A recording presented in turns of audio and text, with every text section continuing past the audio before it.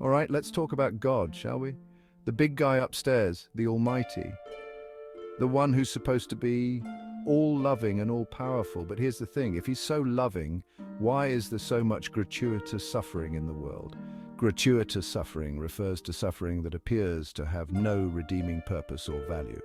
Examples include natural disasters that wipe out entire communities, the suffering of innocent children, or the extreme senseless cruelty seen in acts of violence or genocide. These instances of gratuitous, random, and useless suffering don't seem to contribute to spiritual growth or the development of virtues in any obvious way. Instead, they often result in trauma, despair, and loss that can be devastating to individuals and communities. This concept of gratuitous suffering poses significant challenges to the soul-making theodicy, which attempts to justify suffering as a means of moral and spiritual development. The excessive scale and intensity of suffering, the suffering of innocence, and the randomness and gratuity of suffering all destroy the idea that suffering is necessary for growth.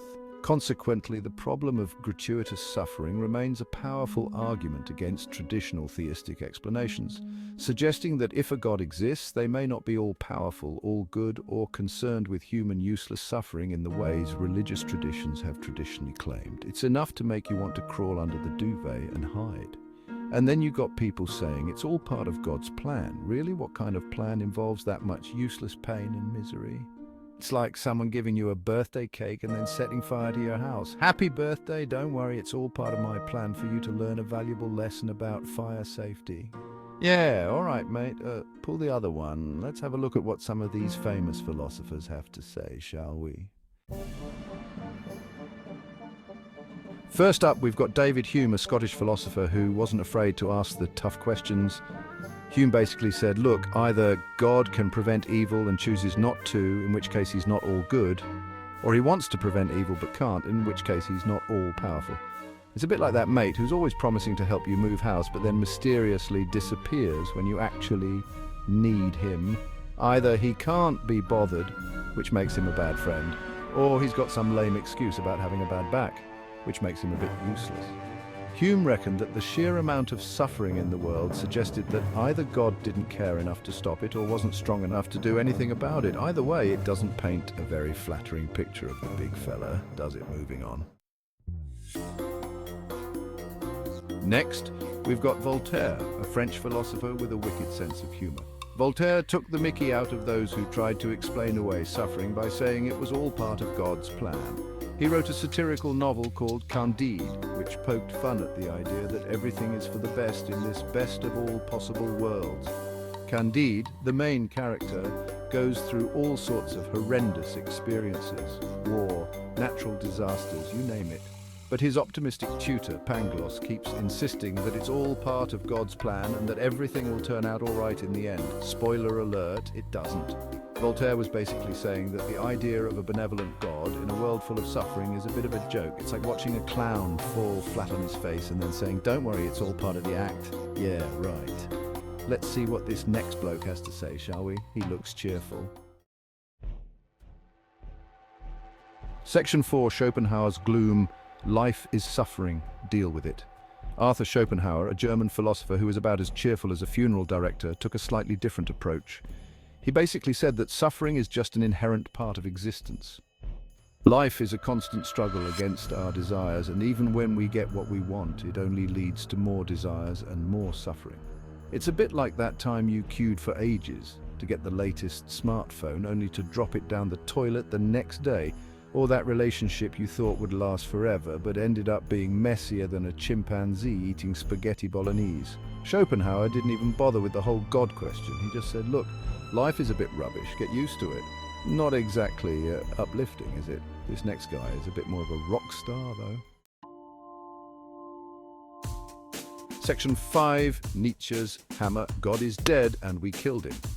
Now, Friedrich Nietzsche, another German philosopher with a penchant for dramatic pronouncements, went even further than Schopenhauer. He famously declared that God is dead. Now, before you start clutching your rosary beads, he wasn't being literal. He was basically saying that the idea of God as a moral authority had lost its relevance in the modern world. Nietzsche reckoned that Christianity with its emphasis on compassion and pity, had created a culture of weakness and resentment. He believed that humans should strive to become supermen, embracing their own will to power and creating their own values. He wasn't a fan of organized religion, let's put it that way. It's a bit like that mate who goes on a massive rant about how society is trying to control us and we should all just do our own thing. A bit intense, but you've got to admire his passion. Right, on to the last one then. Albert Camus, a French philosopher who liked to smoke cigarettes and look cool in cafes. Camus believed that life is inherently absurd. We search for meaning and purpose in a world that offers none. It's like trying to find a decent kebab at 3 a.m. You might get lucky, but chances are you're going to be disappointed. Camus reckoned that the only way to deal with this absurdity is to embrace it. We should rebel against the meaninglessness of life by living it to the fullest, creating our own meaning through our actions and experiences. These philosophers, each in their own way, highlight the problem of evil, the contradiction between a good and powerful God and the reality of random, useless, gratuitous suffering in the world. They force us to confront some uncomfortable questions. If God is all good, why is there so much bad in the world? If he's all powerful, why doesn't he do something about it? Or maybe he's not as all powerful or all good as we'd like to think. Or the more obvious, there's no God. It's an intelligent mammal's delusion, a permanent mother that protects and comforts us. The vestigial longing from when we were babies. Philosophy.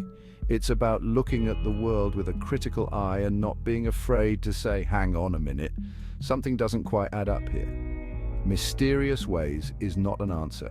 The appeal to mystery in the context of the problem of evil is an unsatisfactory and potentially harmful response.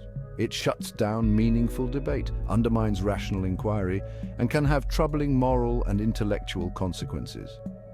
While there may be aspects of existence that are indeed difficult to understand, it is crucial to approach these challenges with a commitment to reason, evidence, and open dialogue, rather than retreating into the convenient but ultimately unhelpful notion that some things are simply beyond our grasp.